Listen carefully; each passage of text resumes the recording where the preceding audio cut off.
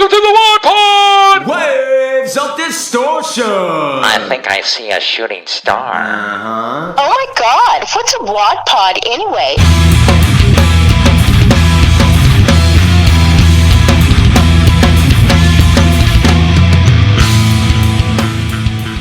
What's up, everybody? Welcome to the W.o.D PoD. I'm here with the usual suspects. Joe Fox. Glen Evans. I'm Brennen Von Slack. And we're just going to jump right into this one. This one's going to be a little difficult, but we're going to talk about you, Glenn, on this one, and a little bit about the future of waves of distortion. Obviously, some people know, some people don't know, but Glenn was diagnosed with pancreatic cancer. December 2023. December 2023. And it's been a hell of a battle. So I would like just to kind of go through it to let folks that don't know kind of some of the stuff that you went through. Obviously, I remember when you came to practice and what was it like? You're like, I think my stool is white. No, actually, it started because I was having dark colored urine. Oh, that's what it was. And I thought, well, this is kind of unusual, but maybe I'm just not drinking enough water. Right. And so I'm starting to drink a little more water. And when you say dark, like orange. Oh, yeah. Because, I mean, sometimes when I'm dehydrated, I'm sure you've been, it's like kind of like, what do they say? Apple juice and lemonade, you know, clear. So it was not any one of those. And it wasn't something that I normally had seen before, but, you know, I'd heard if you have dark urine, you're probably not drinking enough water. Yeah. So I started drinking a little more water. That didn't seem to really help much. And then I'm starting a few days later having abdominal cramps. And then I thought, well, I'm just having some indigestion, you know, nothing to worry about. And so I thought I'd let that pass. And then a few days after that, this is now a week later, and now I'm having, you know, light colored stool. I mean, almost white. Right. That's what I was getting at. And to me, that was, okay, that's not normal. So I did a quick Google search on dark urine, abdominal cramps, and light stool, and it came back, well, you have a bile duct obstruction. Okay. And I'm like, that doesn't sound too good. But the common causes of a bile duct obstruction are gallstones. Right. I'm like, oh, okay, well, that's no big deal. You know, I'll just have some gallstones cleaned out, and then I'll be back to new. How long between you Googling and looking at and when you first started noticing something? Was it like a week's time? It was a week's time. And nothing, like, you didn't feel anything, no signs of, nothing, no before red that. flags or anything like Nothing that? Just before that. Just a typical, okay, this is going on, nothing. And then obviously the white stool came out, and then you Googled it. And then once you found out that it was gallstones, you're probably just, what? So I thought it was, okay, that's no big deal. I mean, millions of people have gallstones. It's like having a kidney stone. You clear the gallstone, and your obstruction is removed, and you're back to normal. But of course, you have to go to the doctor, and they went and do an ultrasound. And when they did the ultrasound, they said, well, you don't have gallstones at all. It said, but you do have a mass. A mass, yeah.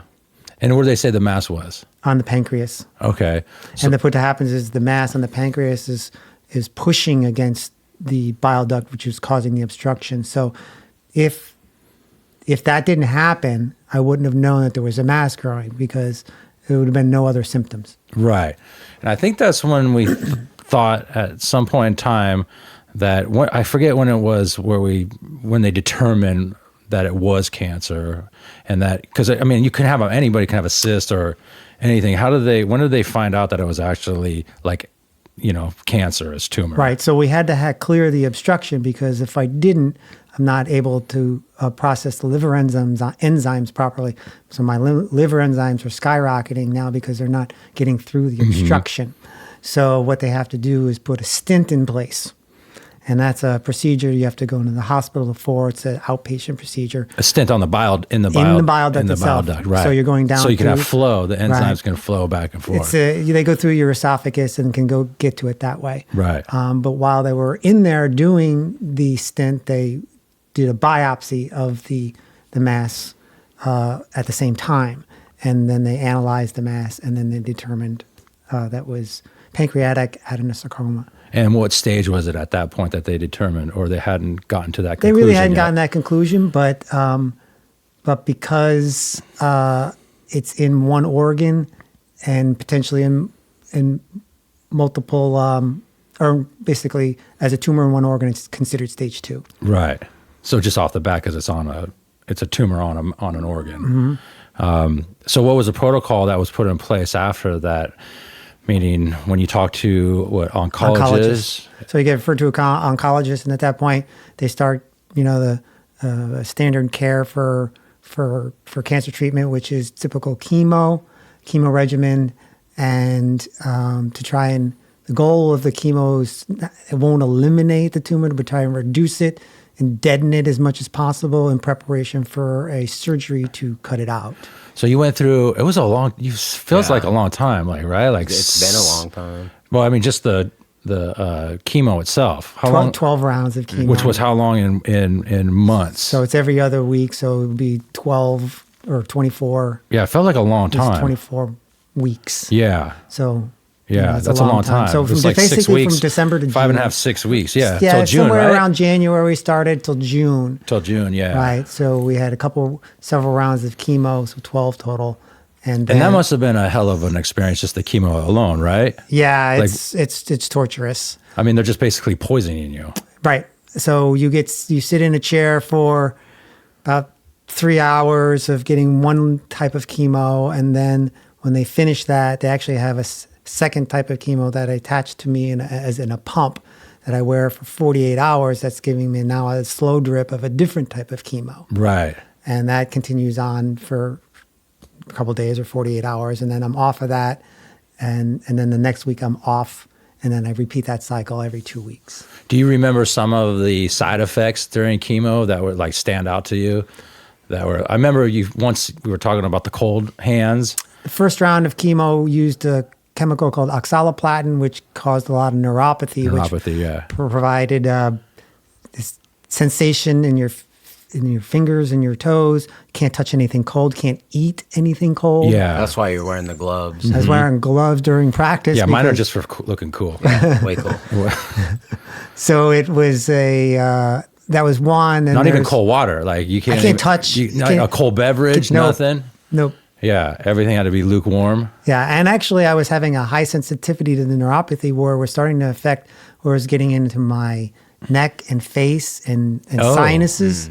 Okay. And it was so it wasn't just your extremities, like your hands it was and actually feet. it was actually worse than that. Yeah. And I said I can't take it anymore. So we switched off of that type of chemo into a different one, which did not have neuropathy as a side effect. But each chemo had its own, I didn't really get the much nausea that a lot of people get. I mean, they get a queasiness and cramping, but I wasn't like throwing up or anything like that. But fatigue was a huge one. I mean, I'd be dead, exhausted. Yeah.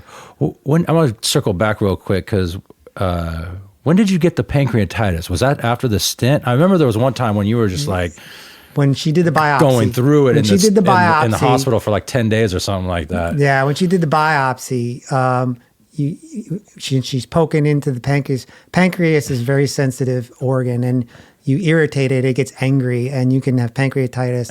And it's a level of pain wasn't aware of, never experienced in my life. But I was in the hospital at that same time frame from the biopsy, in the hospital for a week, just getting over pain from pancreatitis. Yeah. Or inflammation of the pancreas. Yeah. And it takes a long time to go away.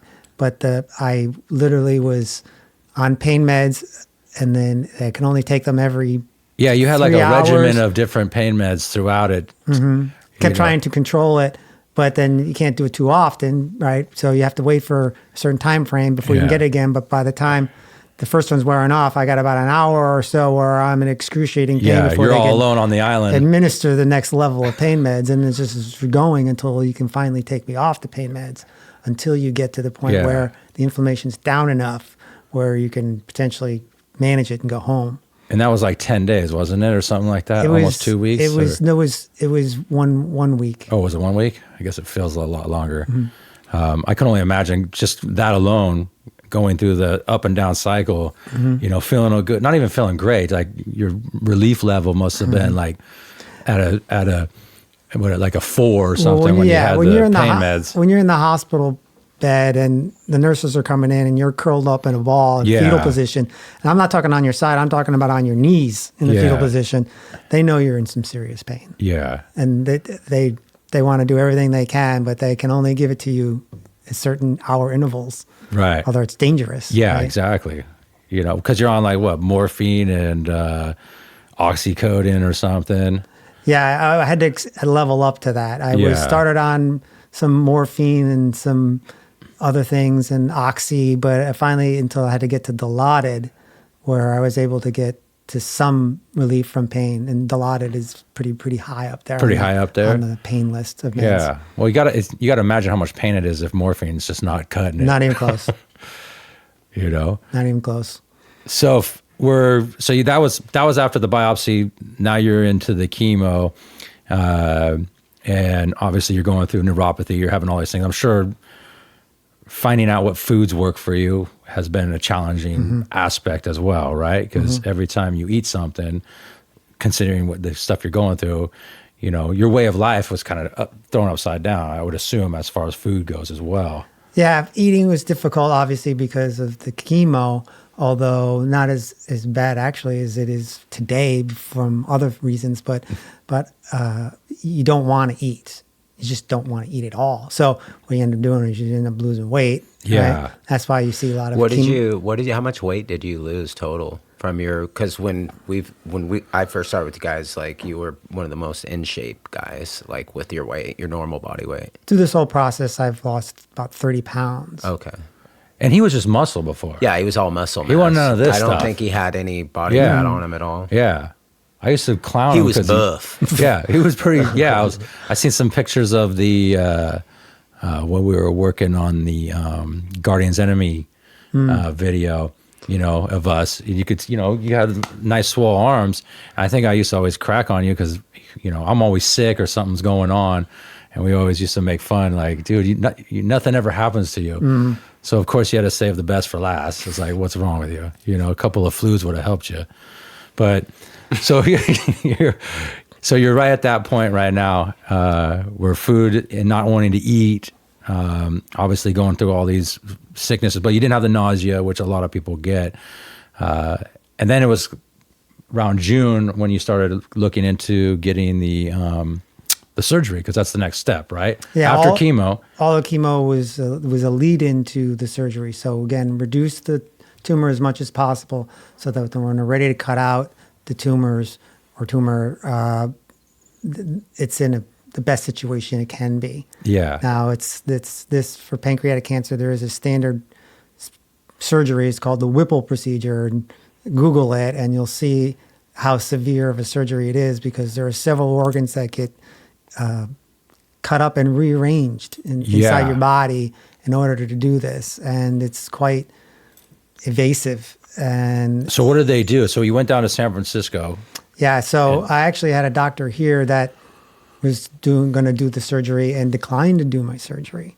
Because the tumor had not only, was growing in the pancreas, it was also growing into my portal vein. And that's the main vein that runs down your heart into that feeds your digestive system. So there was a huge complication, because if they have to remove that, because they can't leave that growing in there. They thought it was going to be, maybe just remove a piece of my, a leg vein like they do with heart surgeries to replace it. Well, when they got in there, they found out it was much larger than that, and they had to replace it with a cryo vein or cadaver vein. So that's not a standard part of the Whipple procedure. So they needed an extra doctor, a different doctor, to be able to perform that procedure at the same time that they're doing the other one. And so sure enough, they went in there and made that surgery happen and put me all back together again. Right. Humpty Dumpty. But they did What's a cryo vein, real quick? That's like somebody else's vein? Somebody else's vein. Okay. Cadaver. Yeah. So when you went down there and they started the procedure, you had your team built, basically, right? Everybody knew what was going on. Up here, is that why that's why they told you up here, like, we can't do it up here? They didn't have those sort of people? I didn't think the doctor himself couldn't do it, or he didn't give me a reason. He just said, no, I can't do it. Or I really didn't get a reason. Yeah. And I didn't like that answer, and neither did my oncologist. But when I talked to the UCSF doctor, he said, it's not something I haven't seen before, so we can deal with it. Yeah. Well, that's what you want when you're going through that, right? Great. So confidence. it's something that, they were like, oh yeah, we can deal with it. And then knowing that they could do it made it easy to go down there and have that done, being one of the, finer medical institutions in Northern California. Absolutely. And basically what that procedure is they take your pancreas and they cut it in half and fuse, or they cut it, a portion of it, and then they fuse it, right? How explain that a little bit. I forget. I'm not too clear on the Whipple procedure. Yeah, they basically cut your pancreas has a head and a tail, right? And most common pancreatic tumors. And that's the bile duct. It's connected to it. The bile duct runs through it. Okay. Right, because the bile duct feeds the enzymes from the liver and combines it with the enzymes of the pancreas. I gotcha. Yeah. And they join up into a duct that feeds your stomach. Right. Because you need enzymes from both environments. Right. So they have to cut out the head, which is where the tumor is, as much as they can. So in this case, it was 50. He actually was going to go take about 40%. When he went in there, he realized that there was more tumor than he had anticipated. Right. So he ended up cutting about 50% out. And I assume that's probably about the most you can. Yeah, pretty much. And still keep a pancreas that's functional, managing not only your pancreatic enzymes, but your insulin, which is the other job of a pancreas. Right. Without having to be on special medications or anything like that. I still have to take enzymes to supplement the enzymes the pancreas produces because it still doesn't produce enough. Yeah, so you can digest food. Mm-hmm. So in addition, when they cut that piece of the pancreas out, they have to figure out, okay, well, that was attached to several of the organs. How do we reattach things? Mm-hmm. So they cut the bile duct, they cut a portion of your stomach, and then they rearrange the way the duct feeds the stomach. The bottom part of the stomach is called the duodenum or duodenum, and that feeds the intestines. So they rearranged, and they took a small section of the small intestines out as well.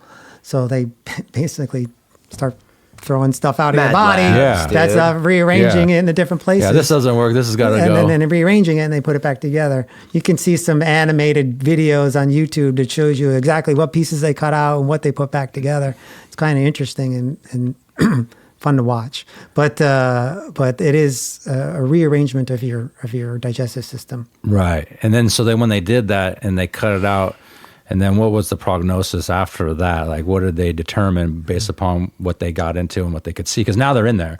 Now they can see everything, right? Right. So we actually found more growth than they saw. So they found some growth. Because the tumor had grown like tentacles, or I don't know what it's called, but it made growth ways into stomach and to small intestines and to one of the lymph nodes. Which is also part of the procedures to by that same area. By that same area. Okay. They actually removed 15 lymph nodes, and one of them was infected. Okay. Standard procedure is to remove those lymph nodes anyway. Mm-hmm. But they take the pancreas after they remove it from you, that half, and they do pathology on it. Right. Now, with the edge of the pancreas that they cut from the remaining edge that they left in you, they examine the margins of the cut. And if there's cancer cells within a certain margin mm-hmm. or outside the margin, then they feel they've got everything. If those cells are still within the margin or along the edge of the pancreas, there's a safe guess that there's still cancer cells on the other side that they still remain. There's no tumor, but there's cells floating around. Right. So the standard procedure at that point is to do radiation treatment. Which they found that on yours. They found that on mine. I have cancer cells within the margin, likelihood of cancer cells in the remaining pieces of the pancreas. Put me on a regimen of radiation. But in theory, it's more manageable than the tumor, right? Yes, because now you're just attacking the cells, not a tumor, which is, someone told me, just a small dot, maybe a centimeter of a tumor. They can see on a CT scan, a centimeter contains about 1 million cancer cells. Right. Right. So if you've got a small centimeter tumor, you've got millions of cancer cells in one location. Yeah, one location. Right. So these are cancer cells that are floating around individually, but just not forming a home mm-hmm. or a mass to grow together and work together. So then we started the radiation treatments, which started in September. Right. And I'm sure by this point, your wits have probably got to, how are you feeling mentally at that point? Like you're going through all this and you're like, God, I got to go through chemo or through radiation now after all of this? Because the hope was just Knock it the out with chemo, knock it out with the surgery, recover from all of that, Be done. be done. Get checked every so often, and then go into after maintenance mode. X amount of years, and they diagnose you cancer free or whatever it is, right? So now when you come out and you find that out, I mean, how are you doing mentally on that aspect at that point? It's like, well, what's next? Yeah. What's next? Well, that's one thing about Glenn. He's very like methodical about things. Yeah.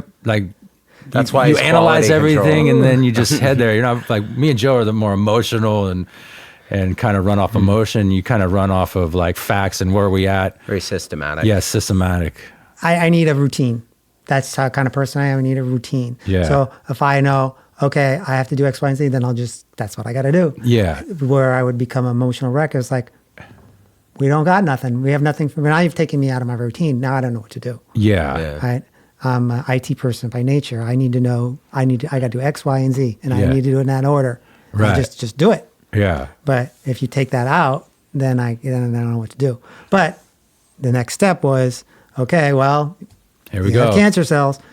Got to go to radiation. It's not only radiation; it's radiation and chemo. Yeah. But it's not the infused chemo; it's just the pills.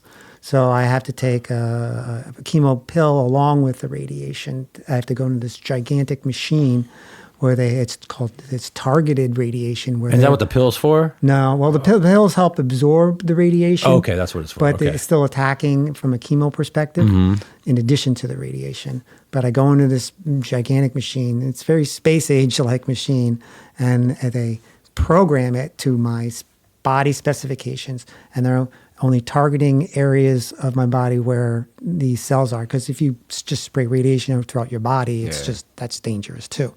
So I had to do that for 28 straight working days. And that was, I think, the longest. 5 days a week, Monday 5 through days a Friday. week, Monday through Friday, 28 days. Jesus. And until that was exhausted at the end of October. I'm sure you became very friendly with all the service. They all the knew, nurses everybody and knows everybody. me by name. Yeah. Yeah. You have to go in there every morning. Every day, every morning, it was like an 8 a.m. Yeah. time that I would go. How did you find the experience between chemo and radiation? Radiation was easier to administer, but you feel it, you get the fatigue still, you get the, some of the pain and some of the abdominal cramping that you would get from it, but it's sort of a different feeling, but going through the process was a little easier because this was quicker. Yeah. Because you walk in, you're there for about 15 minutes and you walk back out. Mm-hmm. But then you just feel it later. But you got to do this every single day. Yeah. Like with the chemo, you do it once every 2 weeks. And then you get a break. You get a break, right? I'm sure like the first few days after chemo, you're just like, oh my God. Mm-hmm. And then eventually it gets a little better and then you get hit around. Mm-hmm. But with this process, it's just, there is no reprieve. The break is the weekend. Yeah. All right, I get a little break. And those 2 days of the weekend was a break. Anytime you're not doing anything is a break. Yeah. Right. And it's a welcome break. And when did you stop that process? Because you started in June of 24.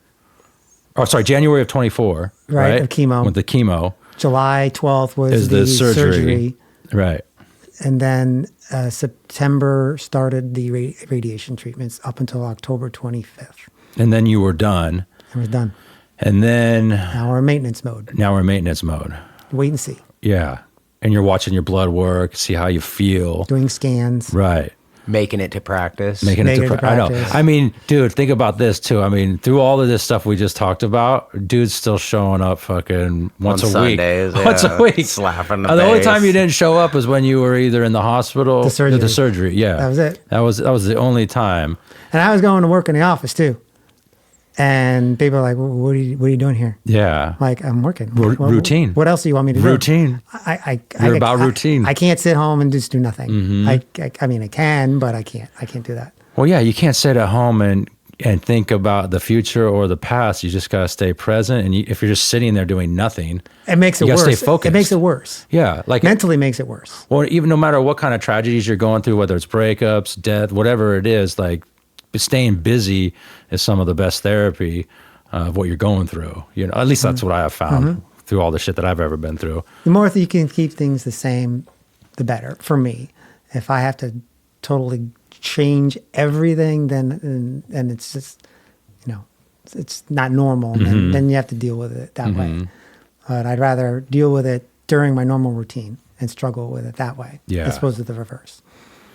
So after you were done with it, when did you start noticing a hiccup in the system? Meaning, you already had your normal issues, right? If you eat foods or certain things can kind of set off some abdominal pain, right? When did you start noticing that there was something else going on? Like how long? That was like in December again, right? If I'm correct, you're almost like in the hospital again a year to the date. Year to the date, exactly. Early first week of December, I just had a huge high fever spike, about 102.5, and I'm like, where the hell did this come from? Were you come back from work or what? No, I was just home. I think I was home. Yeah, I was home. It was early evening. Yeah, and I was home. I think it may have even been a weekend, and the fever just came out of nowhere.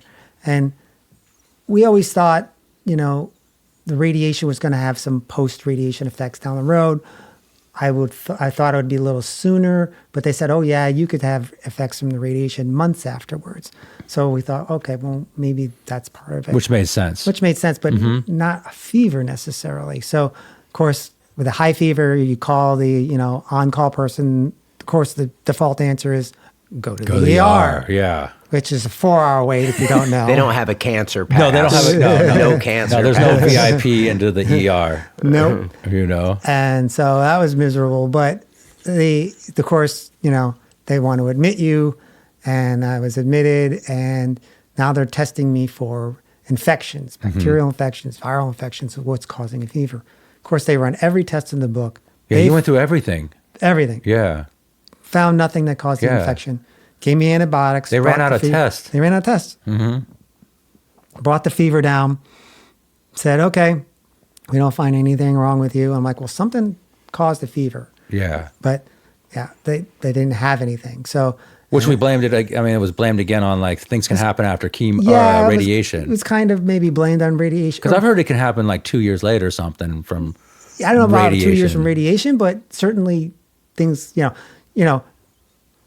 Parts start falling off. The whole body's rearranged at this point inside. So anything can happen. We do deliberately avoid radiation because it is dangerous for you, right? Yeah. And they tell you, we're curing you with radiation now because it's targeted, but we also know there's a possibility that 20 years from now you could have problems because of this radiation. Yeah. That's why you don't live near Chernobyl, right? So, so those are the things you deal with the problem now, and then if something comes up later, you deal with that problem later. But so I go home, and then everything seems like it's fine again until I think it was New Year's Eve, where same thing, fever comes up. Just out of nowhere. Out of nowhere. Did you have any like abdominal issues or anything else that would trigger it, or just no? You're just under the normal discomfort. Yeah, I'm having discomfort, but from the first fever incident in December. They did a CT scan and they noticed I was having inflammation in my abdominal area. Yeah. They could see that there was inflammation. And inflammation within itself can be a cause of a fever in some cases, but it's everywhere. But it hasn't gone away. So the fever goes away. Now I'm having inflammation, but not treating it at all for anything. Until I have the second fever, which is around New Year's Eve, and go back in there. Now my stays, the first day was 4 days. Now I've got a much longer stay. Now they're running even more tests. Yeah, we had a show. We did. What day was the show? It was the 17th, I think. Yeah. And we were planning on stealing him out of the hospital. I know. We were making, because you were still in there. When did you get out before the show? Well, I got out before the show, but I had to go back. That's right, I had to go back. I had to go back. When he went back. Yeah. So I was in the hospital. We were planning like to bust you out. The Great Escape. The Great Escape. Yeah, but you would have had to wear the gown. The surgical gown. Yeah, that would have been you're hooked up to an IV, I was weren't still you? hooked up to an IV. Yeah, we were going to cut that thing. Whole thing, dude. Yeah. I found a back door out of the hospital. That's right. You were going for, we call them missions, but you were telling the nurses they're just walks. He was scouting. And he was scouting. Dude. He was scouting his exit, making his exit plan. We had that thing all lined up. That's funny. But we didn't have to use it. We didn't have to use it, but they still didn't find anything other than the inflammation. And had the inflammation changed or anything? Did they see anything on the scans? No, it was just still there. But we theorized, because it's now the second time I'm in the hospital, I'm having more complications. In addition to the fever, which they're controlled antibiotics, now I'm having internal bleeding. Yeah. That's right. Yeah. That's right. So now I have internal bleeding, and I didn't have it going in. I only had it started happening While you're in there. While I was in there. I mean, the stool's now literally liquid red, reddish black. Right. And so that's just very bad. And the theory is, well, the inflammation is on the colon or is causing colitis, and colitis is causing the internal bleeding. And then so they now trying to treat that. Right. But even when I left the hospital, I was still having blood in the stool. And it wasn't until I got out of the hospital where I said, look, you're saying I have inflammation, but you haven't given me one thing to control the inflammation. No answer. Yeah. No And answer. it was only my recommendation. It's like, don't you want to put them on steroids or something? I know that controls. Yeah, that's a good idea. Okay, great. Cool. So You called the shots. I called the Bob, shots. through. Yeah. So once they put me on steroids and I was out of the hospital, the inflammation started to go away. And then the stool started coming back to normal, and then I wasn't having internal bleeding anymore. So that was a huge relief. But the problem and getting up to the problem with the show is, it's because I had lost a lot of blood during internal bleeding, my hemoglobin numbers dropped really low. And if you do that, you have a lot less oxygen in your blood. Enter blood transfusions. So my hemoglobin number got down to 4.5. It should be at like a 14 at minimum. Yeah. Or something like that. I know. I seen your numbers because your wife would constantly send your information. I know more about you than anybody else I know. I know more about you than I do my own stuff. I know. He's like, dude, have you seen his numbers? They're all over the place. I was like, I don't even know what the fuck I'm looking at. They're not all over the place. They're not where they're supposed to be. They're down. You know how like when you look at numbers, you have like green and yellows. Yeah. You know, like I've never seen anything Well, he so far in the yellow. sent it over to me, and I was like, what am I looking at here? Like, These don't look good. Yeah, these all look good. I don't know much, but I do know that they're not in the green. Yeah. So they got you on the steroids. You start feeling better. Your stool starts coming back to normal. But my hemoglobin numbers were too low. Too low. So the doctor ordered me to go to the ER to get a blood transfusion. Yeah. And so this is the evening before the show. Yeah. Right. So I'm in there and I'm like, yeah, great. All right. As long as I get a blood transfusion, I can go home. Well, typical ER protocol, or what they want to do, is the doctor said, well, we want to admit you. And I said, no. I said, I don't want you to do that. Yeah. Well, why not? I said, I only came in for a transfusion. I said, I don't feel I need to be in the hospital if we do the transfusion. And plus, I got a show to do. Yes. Yeah, that's more important. And so she's like, because we hadn't played a show in 2 years? A year and a half, something like that. Yeah. I feel like it was the 2 old years. Ironside show. That was like a January. That was January, and it wasn't January for the year was with before because Jace. you were going through the chemo. So it'd been 2 years since we played, and there was nothing going to stop you. It was not going to stop me. Your cancer's and gonna have to wait. This doctor was not happy with me. She was like, I said, I'm sorry. I'm just. She goes, well, you just. She goes, if I run a scan right now and it comes back something funny, are you going to let me meet you? And I said, no. And she says, well, then I'm not going to run a scan. Why run the scan? I'm like, don't run the scan. Yeah, you're not going to stay anyways. So the funny thing is she says, okay, well, in order to leave, you have to sign a document. It's called an AMA document. What's that, releasing the hospital of any liabilities or something? Mm-hmm. Yeah. Against the medical advice. You're leaving against medical advice. Mm-hmm. And I'm like, okay, I'll sign the document. And sure enough, I get out, and then my doctor, my oncologist, wants me to do the scan. So on the day of the show, I'm going to get a CT scan at 11 a.m. on the day of the show. So I go over and get a CT scan, which would have been great because I can go to the scan and leave, as opposed to doing the hospital where you go to the scan, they're still keeping you there. Yeah. So he ran the scan at 11, got out of there, and then now I'm heading over to sound check at 3 o'clock for 3 o'clock sound check. But But I had gotten the transfusion, so I was feeling a lot better at this point. So that was, otherwise I probably would have not been able to make it through a show if I didn't have the transfusion. Yeah, or at least sitting down or something. Because you needed your energy. You were on time. I was on time. Always on time. He's always on time. Doesn't matter, cancer, scans, or nothing. We're always on time. So then you played the show. We had a great show. Outside of that show, I mean, my in-ears weren't working, and I had to grab the, go run back. I don't know if a lot of people didn't even notice that. I totally ran off stage and had to run back on and grab a cord to plug my in-ears in. But that was a great show, great performance. After the show, you go back home, and then what transpires?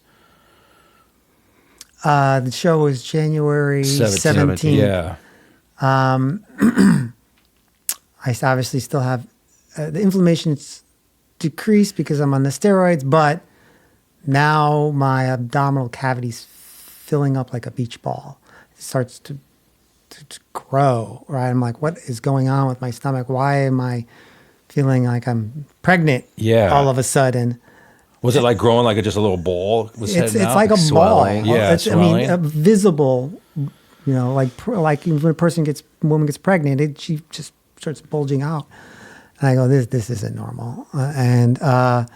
So the doctor says, oh, well, you might be building up fluid in your stomach. And so what he does is he schedules what is called a paracentesis, where they basically stick a needle into your abdomen cavity and drain the fluid that's building up in there. And when they do that, they tested the fluid. And there's only one good thing and one bad thing that's going to come out of that test. And that's whether it's going to have cancer cells in it or it's not going to have cancer cells in it. Sure enough, that fluid contains cancer cells, which means I have cancer in the peritoneum, which is the lining of your abdominal cavity, the lining of your walls, the lining of your organs. It's all the linings of the exterior of your organs, not the interior of your organs. The problem... It's cancer cells. Cancer cells. There's no visible tumors. Right. But there's cancer cells. And how did they even get out in the first place? Well, because when I had the cells in the pancreas, we know there were cells outside the margin. Oh, that's right, because one was in the lymph nodes. Right. So and the stomach, right? If radiation's not killing them all, they got to go somewhere. Right. And cancer cells are smart. They go wherever they can find space to live. Wherever the radiation's not. And even the surgery itself can cause cancer cells to just disperse cells. Yeah, you're popping the lid. You're popping the lid and you're spilling cancer cells all over the place. So they settle in your peritoneum, and that them living in that lining irritates the lining or causes the inflammation of that and the other organs. Gotcha. Creates the fluid buildup. Hence why you started having the fevers and the inflammation, right? Which is probably why I was having the fevers to begin with. That's right. Because that's where it was beginning. Right. But now that they've settled, now I'm having the fluid buildup. That's the side effect of that. Right. So that test came back. And the doctor, I had an appointment for first week of February, but he called and made another appointment for a week earlier. He said, I want to see you in my office. I'm like, oh man, this can't be good. You want to see me in your office? Yeah. Well, because they already took the fluid and they were going to analyze it. And I thought I was going to get the results on my February visit. He calls me January 3rd and says, I need you in my office. And that's when he comes into the office. He goes, I woke up at 4 a.m. to decide how I was going to tell you this information. Right. That, you have a metastatic ascites. Ascites is the fluid, metastatic being malignant. Malignant, yeah. And they really don't have a standard care cure for that. There isn't a known cure, not something they can give you like chemo or radiation and say, here you go. There isn't one. Is this part of the progression of prostate cancer? I mean, do most people go into this particular diagnosis? Any type of cancer, pancreatic, colon, ovarian, lung, liver, can generate peritoneal cancer at some stage.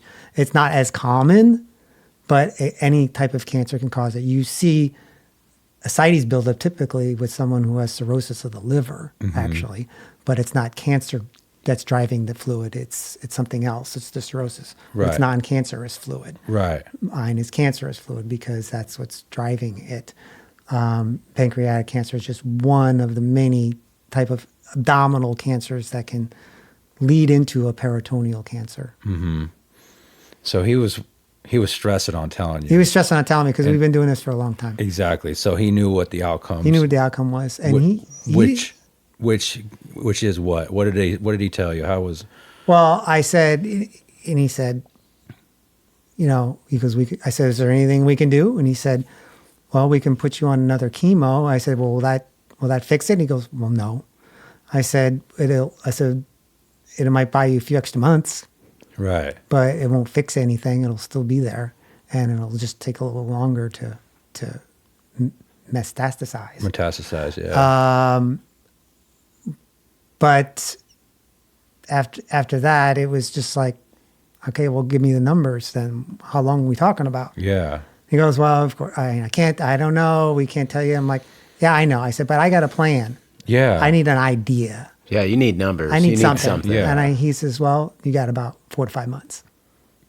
And when he said that, how did you feel inside of you? Like, because that's one of everybody's biggest fears, I think, is getting the expiration date. Usually the shock is what gets people the most. And I already had an anticipation of what this was going to be outcome. I already knew. Because he called you in earlier. Well, because I knew he was testing the fluid. Okay. And I knew what the fluid was going to test was going to come back for. Mm-hmm. And I knew if it tested, not in my favor, I already had the estimate in my head. And I wanted to see if he matched it. And did he? And he matched it to the letter. Now, did you already have the estimate out of intuition, or were you doing research? Research online. Okay. So I already knew what that number looked like. But I wanted him to tell me based on my condition, and it would match. So you weren't blindsided. So I wasn't blindsided, but still hearing it. It's still hearing it is uncomfortable. Were you by yourself? Yeah. Okay. Yeah. So the first call you have to make. Well, first, did you gather yourself? How did you? Actually, he said, before I tell you what I need to tell you, get your wife on the phone on speakerphone. Oh, so she was. She was there at the same time. Okay. On the phone, hearing the same information, same news being presented to me at that time. Right. So she got that information at the same time. At the same time. Mm-hmm. And so afterwards, where were you at, by the way? You were there in the office. In his office. Is that in Sacramento? It's in Roseville. Okay, so up here, not San Francisco. So when you're leaving there, I mean, are you talking to your wife on the phone? Are you guys trying to plan and do things like what's your next? Well, she's the more emotional, and she's a wreck at this point. Which when someone else is a wreck, then I become a wreck. Right. Right. So now I'm a wreck too because she's a wreck because I don't like to see other people like that. Yeah. I feel bad as enough it is emotionally inside, but then she's outwardly emotional and she's a wreck. Now I'm a wreck at the same time. So the next is like, okay, well, what are we gonna do? Yeah. What are we gonna do? And one of it was call us. Yes, but before that, I had talked to the doctor. I said he had already said he had done some research on a clinical trial at UCSF. This is while I was still in his office. Okay. And so doing that research was helpful to know that I can't do anything here. There's nobody can do anything, but we can still keep doing something. Right. Right. I just, can't just give up totally, but the odds are going way down. The odds are just pancreatic cancer survival. What were the odds when you first started? Pancreatic cancer survival rate, they measure survival rates on 15-year intervals. Right. And the survival rate for pancreatic cancer, no matter what stage you're in, your 5-year cycle is 14%. Right. No matter what stage. No matter what stage. Yeah. 14%. That's very low. Yeah. Extremely low. Yeah. So my odds were very low. Now they've even dipped way below that. Right. So because there's no standard of care operation or procedure for peritoneal cancer, now we're looking at alternative methods, clinical trials. Right. And he had found a clinical trial at UCSF that thought we might work. So we started engaging UCSF for a clinical trial. But the problem with that clinical trial is they need a measurable tumor in order to be eligible, because they can't tell if their process is working if they'd have nothing to There's measure. nothing to measure. Yeah. When you're saying a measurable tumor, I would assume that's the cancer cells attaching into Yeah, something, Forming a and then mass forming that a you mass. can see on a CT scan. Yeah. So they can say, no matter where it's at. No matter where it's at. Yeah. It doesn't matter where it's at, as long as they can say that it's growing or it's shrinking. Yeah. Or staying the same. Yeah. Because then But they that have- only gets rid of the tumor, though, right? I mean, they Right. got all these free radicals just kind of Exactly. So going in your to body. me, after I learned more about this clinical trial, Mm-hmm. it didn't seem like a really good fit. Yeah. And CT scan came back, and there were, we had to get a latest scan. CT scan came back, and there were no visible tumors. So I'm not eligible for that clinical trial anyway. So at that point, it's like, and I wasn't keen on it anyway after learning more about it. But then at the same time, okay, what else is out Yeah. there? And you keep having to, now you have to do your own research. Yeah.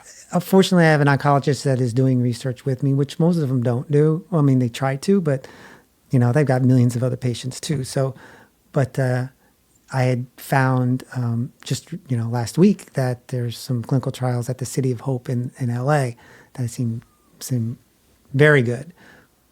So I'm now going down that path of trying to find a procedure or clinical trial that will attack peritoneal cancer.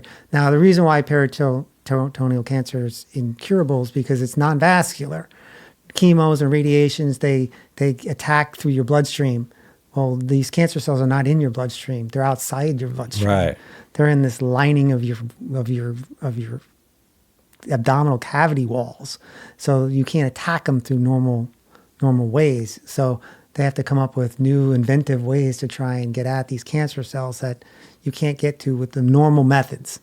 And so there's procedures out there that they've tested and done where they can inject a fluid into the cavity with chemo in it and then attack it from that way, or aerosol that I've learned that they can put chemo in to attack it from there. So you're basically trying to kill the cancer cells from the outside of the organs instead of from the inside of the organs. Right. And is that this place? Is that what they specialize in? They specialize in clinical trials. Yeah. And I've read an article about some of these procedures that do this type of thing. They've done it in people before. I don't know what success rate is, but they have done it. Have you spoken with them? I have spoken with them to set up consultation? I set up. I did a reservation, set up in their system for the consultation, first initial consultation, which will be the 26th of March. Gotcha. So, so that's basically where you're at right now. Mm-hmm. Is waiting to talk with them and see what they think. Do you have to do any more testing and bring it down there? You have no idea. It's just whatever they want to do. Right. They have all my records now. I released all my records to them. They can review my procedure, my stages from beginning to end, all my scans and blood works and biopsies and all that. They have access to all of that. So when I meet with them, he'll have the full line of information on what has happened so far. So at least he can come up with an informed decision on what to do next, whether it is something that they've done before or a clinical trial or which clinical trial. They also told me that they've received a bunch of new funding for pancreatic cancer patients recently, so that's also helpful. But apparently City of Hope is also one of the leading cancer research centers in the country. So unfortunately for me, it's in Southern California, where I used to live for 18 years and have family down there. So we can definitely make that work if I have to be down there for a procedure. But it's really, here's what you have, here's what we think might best help you. Yeah. And I won't know until I talk with them. Until you talk with them. Even if you have to relocate down there to be close by, right? It would be temporary because these clinical trials or procedures would be short-lived, like either a surgery or a procedure or something that would be, in and out or a few days. It wouldn't be like a permanent situation. But I'd be down there for long enough for however long this takes, and then I'd fly back. Yeah. Have you processed this inside your head at all? Like what I'm kind of meaning is when we're getting back to that, where, you get this information and, before we all had hope. There wasn't like this imminent threat. Mm-hmm. It was a threat, right? But it wasn't like, you still had hope. We still had hope. It was like, okay, we got to do this, got to do that, right? You still have these tasks in front of you. But then you get to this point, and it's kind of a game changer. You still got hope, you still got stuff, but now it's throwing Hail Marys, right? Mm-hmm. Well, you still have hope, but when I got the in-person meeting with the doctor to give me the bad news, it becomes I got to get my affairs straight. Yeah. That's when reality sets in. Yeah. So I have to get my affairs straight. Yeah. I have to make sure will, trust, account information. No. And who really does? Right. I mean, which, you don't want to have to wait for something like this to happen to do those things. But I was already talking about doing these things even before this happened anyway. But it forces you to do these things. What are we going to do? Okay, make sure you got your beneficiaries and all these things set up, and make sure you know what you're going to do, because you want your family to make sure you take care of them before they go and they don't have any difficulties after you're gone. Yeah, because it is difficult if you don't have anything. If you don't, and you have to fight in probate, yeah. You just don't want to have that kind of stuff. So we go into that mode. And by going into that mode, in addition to going into what are alternative treatments, it forces you to not have a lot of time to think about things. I mean, how you feel about it. Right. I mean, obviously, you lose, the hope level goes down because there's less options. Yeah. And even if you do have options, there's a less success rate. So, and when you're dealing with handling your affairs, your mindset is already preparing for the worst case scenario now anyway. So your hope level is still going down at the same time. I'm still looking for solutions at the same time. I wrote in a text to somebody recently, it's difficult because you're trying to find an unknown solution to an incurable problem. Right. Okay. Yeah. And now it kind of sort of falls on me, which that is the hardest part. You usually rely on a professional to tell me what to do next. And I don't have that. So now it's kind of me trying to push the thought process. And I actually found the one City of Hope clinical trial. My oncologist found another one. So between our individual ones, we came to the same conclusion separately. And when we met, we agreed to do a referral to the City To of both Hope. of them, or just the one? Just a referral to the facility, Okay. and then let them decide. let them. They would decide what the best course. They're is. deciding your fate. Yeah, we don't pick the clinical trial based on what we think, because they know that. Yeah. They know what they're testing and how they're testing it and who they're testing it for. Well, so that's where we're at now. You gave us a call. I mean, I knew we were in trouble when you said, "Hey, can we have a conference call?" on the three-way. Yeah. Right. So out of the blue, by the way, Yeah. So I was buying a tour, a Tahoe, so we can go on tour and all this shit. Yeah, there was the meeting was on a Thursday, and I thought about contacting that Thursday. I couldn't do it Thursday. I had to wait till Friday to call you guys. I think it was a Friday. So I asked for the conference call with you guys so I could tell you the news at the same time, because outside of my wife and kids, you guys are my family. Yeah. And so we spent a lot of time with each other. And so I needed to tell you, not only for you, but I needed to tell you for me. Yeah. So that was a hard call, just as much as any of the other call. Yeah. Because there's a possibility that I can't continue this thing that we have, that I love more than anything else besides the family. And there's that possibility of not continuing that as well is just as heartbreaking as not being able to continue on with your own family. So, you end up getting this call from me, and you obviously anticipated it wasn't probably going to be good news, but you heard it. Yeah.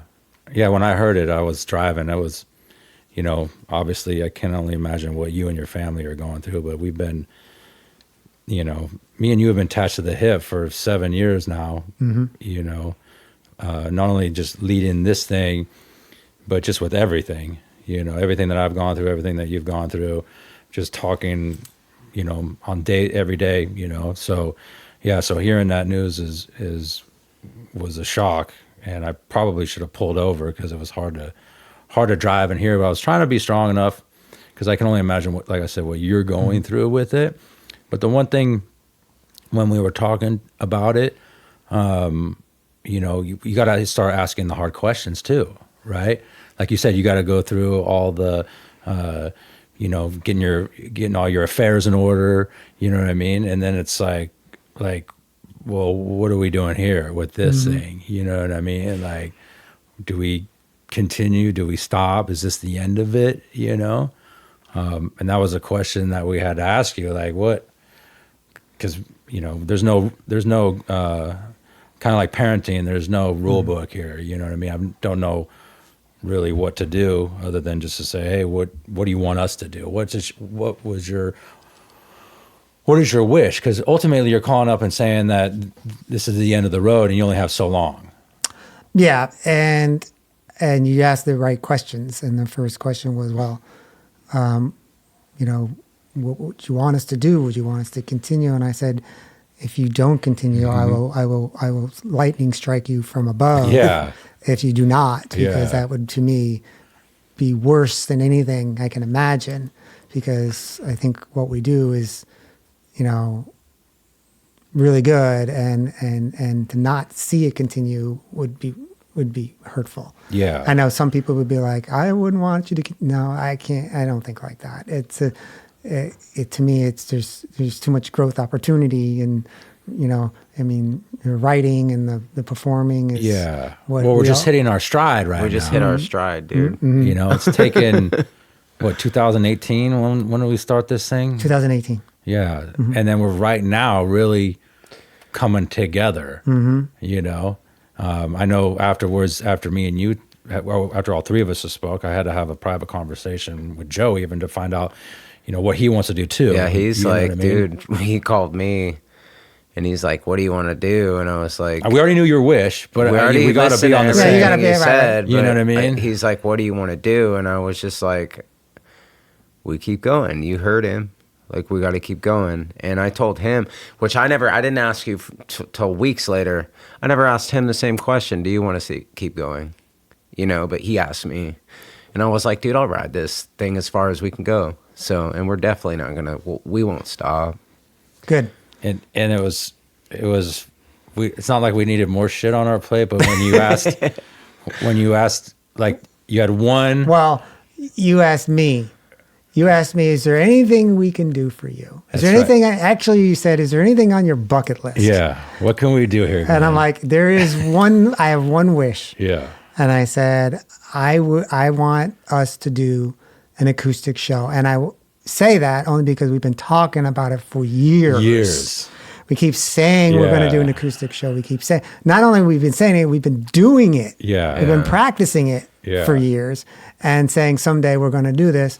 And I was always in love of doing this type of event, an MTV Unplugged or VH1 Storytellers, where we have bands come in and take their original music, especially, you know, the heavy metal guys, and stripping it down and doing acoustic version of the songs. And the cool thing for us is we not only have acoustic versions of our songs, we have acoustic only songs. That's right. Yeah. Written specifically and you on will not acoustic. hear them on any album. Yeah. That have never been heard, and they're so good that we want people to hear them. And when we perform them, and we'll perform them live, they're going to hopefully sound, you know, really nice the way we think they should, and give people that experience to come and see an acoustic show, which I hear from the community all the time. We love it when we hear acoustic music. We love it when we hear, you know, the acoustic sound. So it's just a win-win as far as us performing our music acoustically, and then people getting to hear it and experience in that way as well. I mean, it's something that we don't do around here, and I think it'll provide a nice change of pace for a show and for people coming to see this type of thing. Yeah, absolutely. Which is Undistorted Live, March 22nd at the Boardwalk. Doors open at 7. It's only $15. I mean, Jesus, we're gonna have a great lineup there. I think we put it together. I think it's going to be a fantastic show, and pretty much everything we'd been dreaming about for the last at least 5 or 6 years we've been talking about specifically. I mean, we played acoustic shows at like little pop-up places for open mic nights here and there. You know, me and you did before, you know, but we've been working on this thing for a while now. Just spawned here and there, nothing like, you know, now it was like, oh, how does this song go? Like, you know, because it's kind of been sitting on the bench for a while, you know, especially going through the stuff that you're going through. And then, you know, I think it's really important for people to hear this podcast to know where you're at with things, and also know how important the show is, because ultimately, I mean, every day is a struggle with you. You know what I mean? Like you were just telling me, what was it, yesterday or the day before, or, you know, like having some issues, you know, not feeling good. You know, we don't even know how you're going to be feeling on that day, because at this point in time, I would assume like every day matters right now. Every day is touch and go. Every day you have no idea how you're going to wake up and feel. You might feel great in the morning, and then by 11 o'clock, you're like, fuck. People ask me every day, you know, how you feeling? And I said, it's not a regular thing. It's hourly.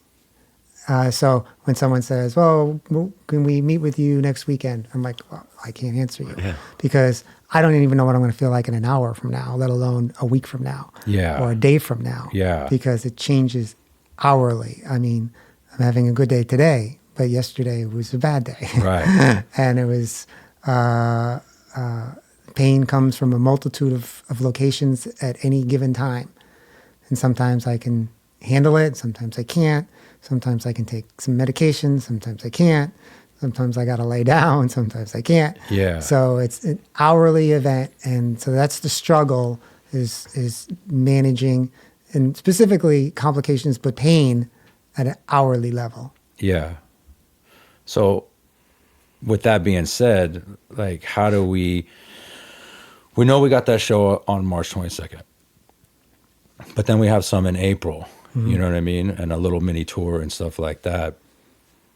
How do we manage that? Like, you know, at some point you're going to have to, and that sucks, because at some point you're going to have to just say this, I got to focus on my family and focus on my health. You know what I mean? At some point you're going to have to let go. And I don't know how to navigate that.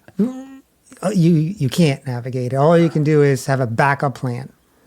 And if the backup plan is a bass track for the song that you run, but if it's within, you know, reasonable drive, and I'm feeling good that day, then I go, say like to the Crockett show. But what about? But if it's out of town, I'm probably because you're at a show, the Dream Theater show. Yeah, it's at the Dream Theater show, and you're in town. You're in town, and you had to leave. I had to leave.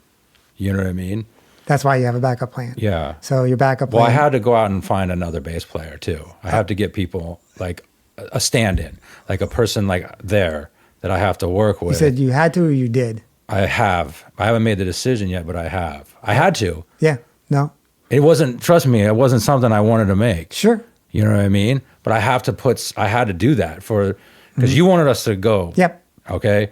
And I didn't know I'm kind of liking this person, but I don't, it's so odd to me. It's so fucking weird. I don't like any of it, but it was like only because you said you need to fucking continue this thing.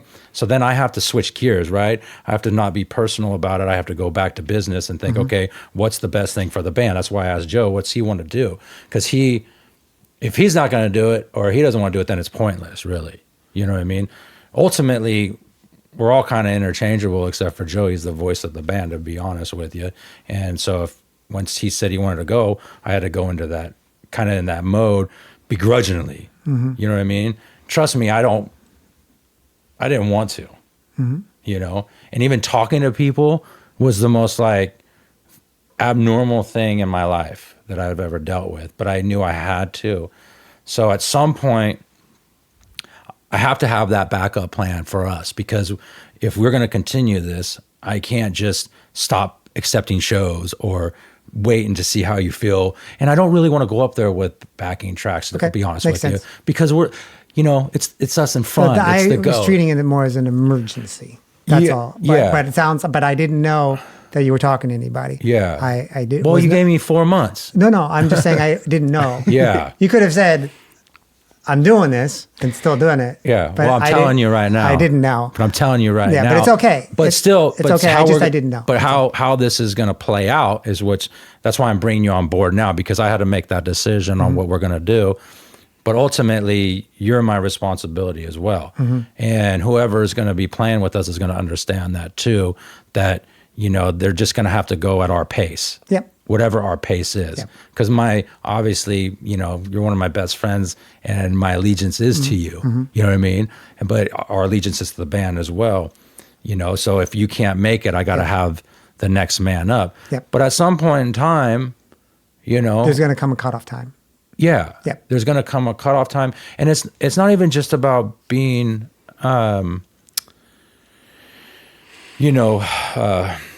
the mortality thing, but it's also to like protect you too, because how safe is it for you to be playing when you're going through all this stuff and there's a huge fucking virus going on right now? You know what I mean? There's like all kinds of people are sick. I can't, no matter how much you want to, at some time I also have to kind of protect you from yourself as well, because I know you want to do things and I know if you're feeling okay, but how okay are you? Right. You know what I mean? Because you can't go play a show and then you get sick and some bad shit happens because you don't have the blood count for that. You don't have the immune system for that. Right. You know what I mean? Which is a kind of a concern for me. Right. I know we'll take it day to day and we'll analyze it. You know what I mean? I will have to start preparing for that as well. Is that day here? It's close. You know what I mean? Is March 22nd, our last show together? Is April 4th our last show together? I mean, maybe the Crockett one is our last show. You know what I mean? Because like I said, no, I have to protect you from yourself, especially those smaller clubs are going to be harder to, like Goldfields was great because you could stay in the back. You know what I mean? You could kind of manage being around an audience, but like when you're in these little bars or whatever, it's just 150 people, 200 people in a room like this, you know what I mean? And I want you to be safe is the most important thing, to spend as much time as you can with your family and your loved ones, So that's just kind of a decision that we're making. But if you're feeling good and you're feeling game and things are in the right direction, obviously we continue. Yeah, I think the key is what happens with the LA City of Hope stuff. If they have a procedure that allows me at a minimum to prolong life, for a few extra years, then that's a different story. Yeah. But hopefully we'll get an answer to that come pretty quickly, so we know. But I mean, this goes back to the hope question. So, is there hope?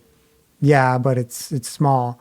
But until we actually try something, and maybe we're successful. Yeah. And then we don't have then everything stays the same. But yeah, I totally understand with the process of having a backup. It makes you have to do that. Well, yeah, especially if we're like want to go on tour. Right. You know what I mean? Because clearly you can't go on tour. There's just like that's not even a fucking thing. Question. Yeah. And then it's day to day for local stuff or even stuff that's, close by, So we have to progress into that direction as shitty as it is. And then we don't have a crystal ball either. Like you said, there's, I think it was a little more, it's nice to have hope again though. Because when you called us, it was kind of hopeless at that, you know what I mean? It was just like, they said maybe 4 months, there might be this clinical trial thing, but it sounds like there's, still hope in the fire to get this thing, like you said, to prolong. How long can you prolong it? But even if you prolong it, we don't know how, like what your state is going to be, your physical state, right? How much energy and juice. Because even this thing takes a lot of fucking energy, and playing. Doesn't help that I make him sing like half the songs. I know, I can't fucking sing, so I mean, I get yelled at today in practice. Like, everything sounded great, but you're hitting the wrong notes. It's like my wife. You said I'm yelling, but I'm just making a point. Yeah, I know. I'm used to that. That's why I was like, who the fuck? Because after all this, I'm pretty wild and I have all these outlandish ideas, but you know, you've always been the like voice of reason. Like, you know, that's I think that's going to be one of the harder parts is like, who do I call to tell me, no, you can't do this? Yeah, he said he's going to have to call me about stuff. I was like, you call me about stuff, but I'm not quality control. You know what I mean? Yeah, he don't care. He don't care. He's just like, whatever. What's your Make line? the bad decision. Yeah, what's your line? It's just tell me where to be. Oh, You know? yeah. Just tell me where to be, dude. Just I'll tell me show where To up. the be. actors, tell me my mark. Yeah. Yeah, because there's all this other stuff that transpires outside of where you got to be. You don't just show up and Yeah. everything's there. You got to put it all together, you know. And we've had a lot of fun putting stuff together for this band, you know, including like the Guardians, Enemies, and everything we pretty much done, you know. So it's gonna be it's a real humbling experience. I know we've talked about it before, where one of the worst aspects is we can't call you and tell us about our shitty Yeah, day. we can't tell you about our bad Like, day we're now, like, bro. yeah, It doesn't you know, compare. like, It's unfair. He I can't have acid whine reflux anymore. right now from eating too many beans and tacos, but I can't call you and complain about my shit no more. Well, the worst thing you can do is change the way you talk to me. So don't do that. No, we don't. No, I still call you and tell you all the bullshit. You wouldn't believe what I'm going through today. Yeah, okay, shoot Gotta it. hang Yeah, yeah. Shoot it. Tell me about yours, you know. So I mean Waves of Distortion is going to continue on until it can't no more, you know. And yeah, we're going to have to make some decisions, but I think this show is really important for people, and I think it's important, again, I'm going to reiterate that it's important for people to hear this podcast, and I super thank you for sharing that. You know, I don't think I could have done this podcast a week or two ago when we first spoke. You know, it took a while to digest what you were saying and like everything that had to go. But I'm super fortunate that you have, you know, allowed us to do this and share your story. And everybody should know that they should really come out to this show, and because not just for the situation you're going through, but how much effort and everything that we put Plus, into dude, stuff. some of those songs nobody's ever heard, and they're sick. I know. They're sick. I know. Which makes me think when you were saying that, when you were saying like how, you know, no one's ever heard these songs, instantly in my mind, I thought, fuck, we better record a couple of these. You know what I mean? So it looks like Jack over at Shattered Records is going to have to hook us up with some acoustic mics and do an acoustic album in this same room we're doing the podcast. You know, at least a couple of these songs. You Yep. know what I mean? Yep.